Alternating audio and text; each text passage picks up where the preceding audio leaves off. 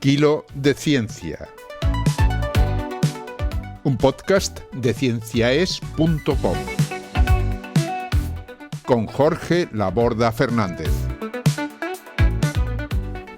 Hoy os invitamos a escuchar otro gen que susurra a los humanos.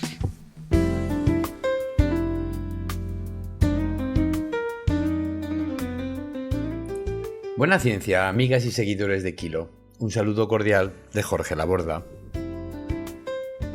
No hay duda de que antes de que aparecieran los modelos de lenguaje de la inteligencia artificial, los humanos creíamos que éramos los únicos seres capaces de un lenguaje sofisticado.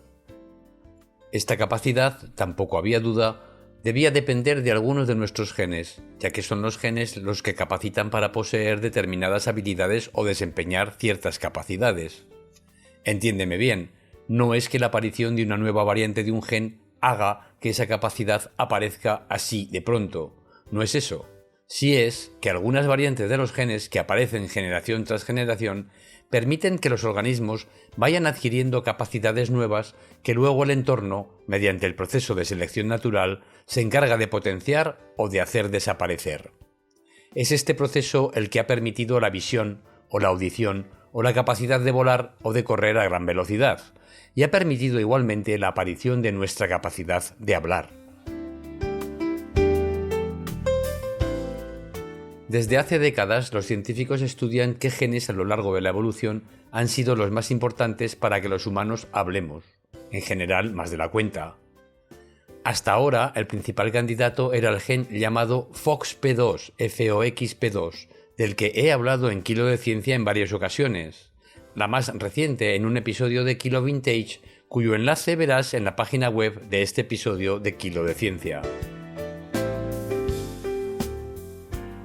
Mutaciones que causan insuficiencia en el funcionamiento de FOXP2 conllevan una deficiencia en la producción del lenguaje hablado, al parecer debido a la incapacidad de poder realizar los movimientos musculares precisos en la cavidad bucal que son necesarios para la producción de un lenguaje articulado.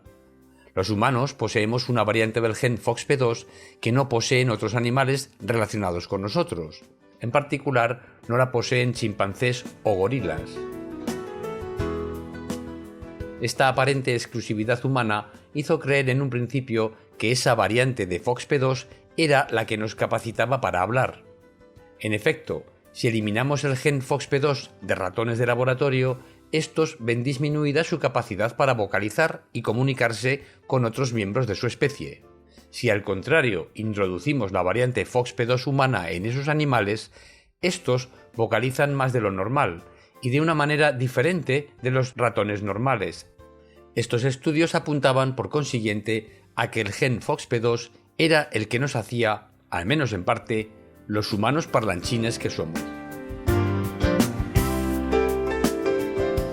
Sin embargo, estudios subsiguientes demostraron que los neandertales también poseían la misma variante FOXP2 que los humanos, por lo que esta no era exclusiva de nuestra especie. Más aún, el estudio de las variantes del gen FOXP2 en algunas poblaciones de África, continente de donde salieron los ancestros de Homo sapiens que luego poblaron Eurasia, mostró que algunos africanos no poseen la variante de FOXP2 propia de las poblaciones euroasiáticas, sin que por ello se vea afectada su capacidad de producir lenguaje. Así pues, si bien FOXP2 es un gen importante para el lenguaje y la variante mayoritaria en la población humana puede afectar a la forma en que los ratones emiten sus vocalizaciones, no parece por ello ser imprescindible para el lenguaje.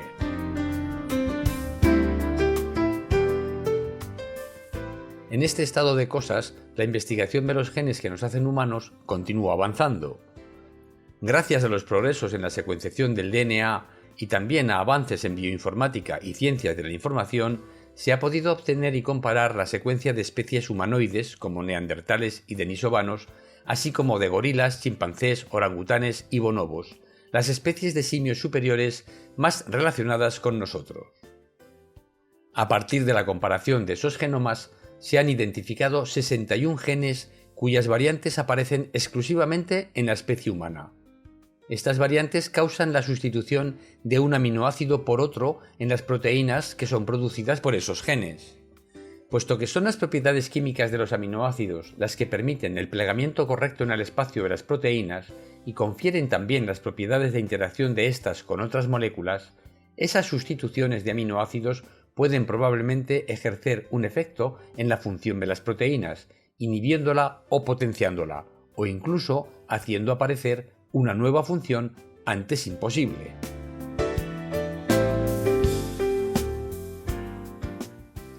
Una de estas variantes génicas ha atraído mucho la atención de los científicos. Se trata de una variante del gen NOVA1, que produce una proteína que interacciona con el RNA en las neuronas y modula su función. Este gen funciona en intensidad muy elevada en las neuronas del sistema nervioso central de humanos y de ratones de laboratorio. El descubrimiento de este gen sucedió al principio de los años 90 del siglo XX de forma algo curiosa, porque se identificó gracias al sistema inmunitario a pesar de ser un gen del sistema nervioso. ¿Qué cosas pasan en ciencia? Resulta que NOVA1 se identificó como un antígeno del propio organismo, no de un organismo infeccioso, que generaba una enfermedad autoinmunitaria en el cerebro. La enfermedad, que se denominó POMA por sus iniciales en inglés, se manifiesta cuando se sufre de algún tipo de cáncer que, debido a su inestabilidad genética, pone en funcionamiento genes que no se encuentran funcionando en el tejido normal del que deriva el tumor y que normalmente solo deben funcionar en el tejido nervioso. Estos genes producen en el tumor proteínas inusuales que desencadenan una respuesta inmunitaria contra las células tumorales. La inflamación generada por la respuesta puede romper la barrera hematoencefálica y atacar así también al tejido nervioso, generando diversos problemas neurológicos. El estudio de los enfermos de POMA reveló que el antígeno contra el que el sistema inmunitario actuaba era NOVA1 y también otra proteína relacionada con él llamada NOVA2. El trastorno autoinmunitario se caracteriza por una disfunción motora debido a una incorrecta inhibición de ciertas neuronas del mesencéfalo, lo que resulta en una hiperactividad muscular. El descubrimiento de los efectos que generaba el ataque del sistema inmunitario sobre NOVA1 espoleó nuevos estudios. Se comprobó que la eliminación del gen NOVA1 de ratones de laboratorio generaba anomalías serias en la motilidad muscular que conducían a la muerte al poco de nacer. Estos estudios permitieron concluir que NOVA1 desempeña una función crucial en el desarrollo neuronal y el control neuromuscular en los mamíferos. ¿Cómo ejercía NOVA1 esta importante función? Otra sorpresa esperaba al final de los estudios sobre los mecanismos moleculares en los que NOVA1 participaba. Resultó que NOVA1 no interaccionaba con otras proteínas, modificando su función.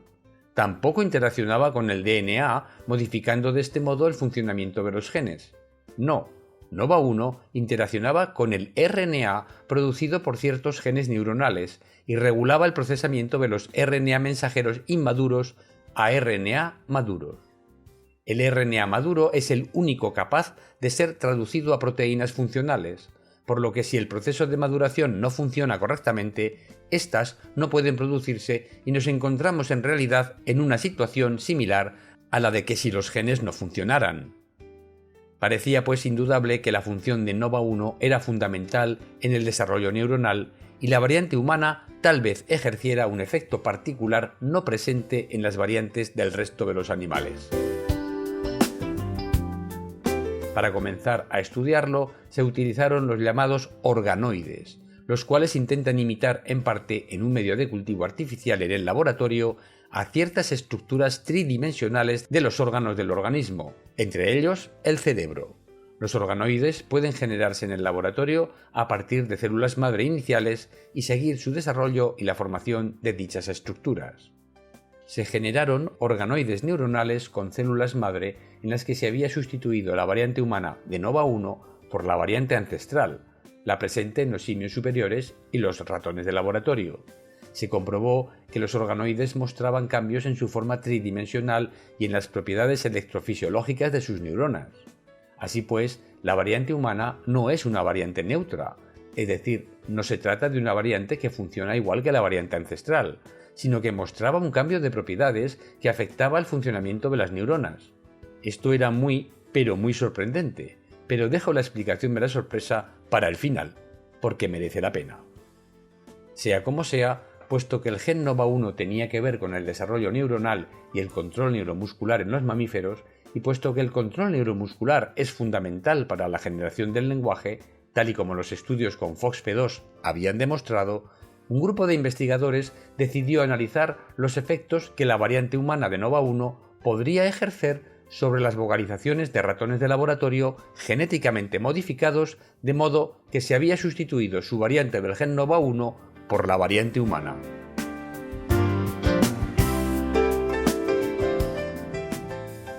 Los estudios con estos ratones revelaron que la variante humana se unía al RNA con la misma intensidad que la variante ancestral.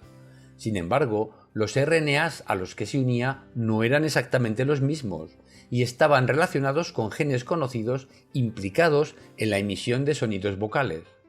Durante varios años tras este descubrimiento, los investigadores estudiaron el patrón de vocalizaciones emitidas por ratones con la variante humana o por ratones con su variante normal del gen NOVA1. Los estudios revelaron que tanto los recién nacidos de ambos sexos como los ratones macho adultos habían modificado sus vocalizaciones.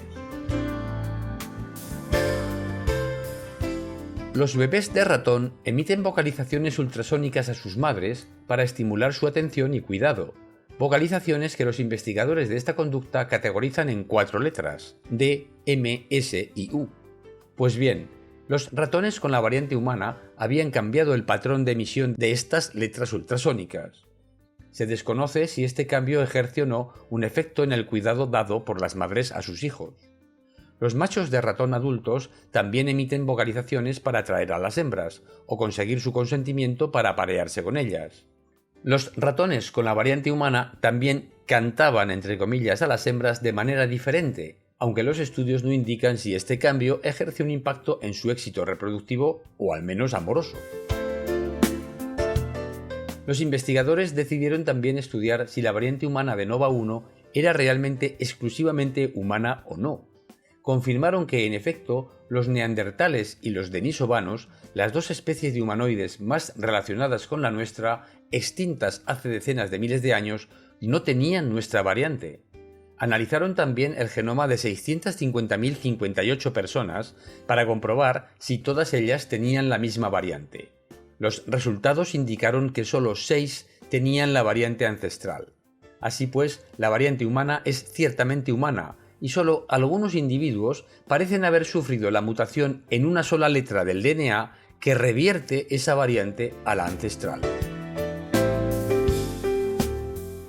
¿Y cuál es el efecto de esa mutación? Entramos aquí en un terreno más técnico, pero que es imprescindible abordar para que podamos comprender cómo solo unos pocos átomos de más o de menos en algunas proteínas pueden cambiar el curso de la evolución. El efecto de la mutación es cambiar un aminoácido llamado isoleucina por otro llamado valina en la posición 197 de la proteína. El cambio de un aminoácido por otro en las proteínas puede ejercer efectos muy importantes, sobre todo cuando las propiedades químicas de los aminoácidos intercambiados son muy diferentes. Por ejemplo, el cambio de un aminoácido con carga positiva por otro con carga negativa puede impedir una interacción electrostática concreta o favorecer otras indeseadas, afectando gravemente al plegamiento de la proteína y a su función. Sin embargo, no es eso lo que sucede aquí. La isoleucina solo se diferencia de la valina en 3 átomos, 1 de carbono y 2 de hidrógeno. La isoleucina tiene esos 3 átomos y la valina no. Los 3 átomos además solo alteran el tamaño del aminoácido, pero no le modifican las propiedades químicas, es decir, no modifican su carga o las afinidades de interacción con otras moléculas. Esta es la sorpresa a la que me refería antes. No obstante, este tipo de cambios, aunque parezcan menores, pueden alterar el microentorno estructural de una región clave de la proteína, como un sitio de unión o una superficie de interacción, afectando de forma inesperada a su actividad biológica. Por esta razón, esos 3 átomos han podido ser, en parte, los causantes de que ahora, tras miles y miles de años de evolución, seamos tal vez capaces de hablar de ellos y de hablar gracias a ellos, y de comprender su importancia para nosotros, para nuestras vidas, nuestra sociedad y nuestra civilización.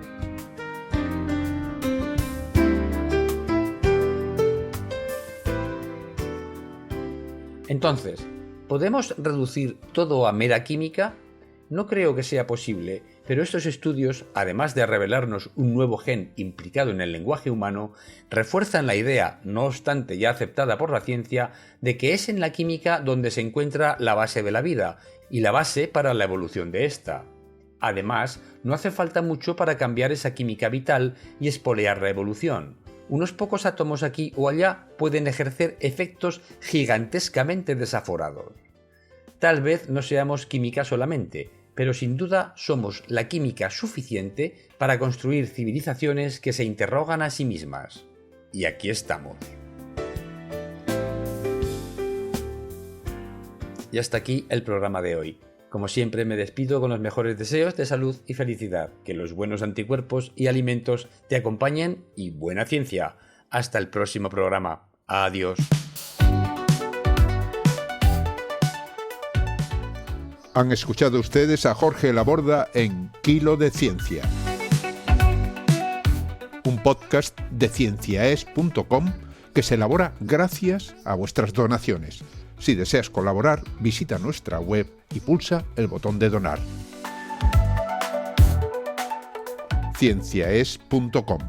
Ciencia para escuchar.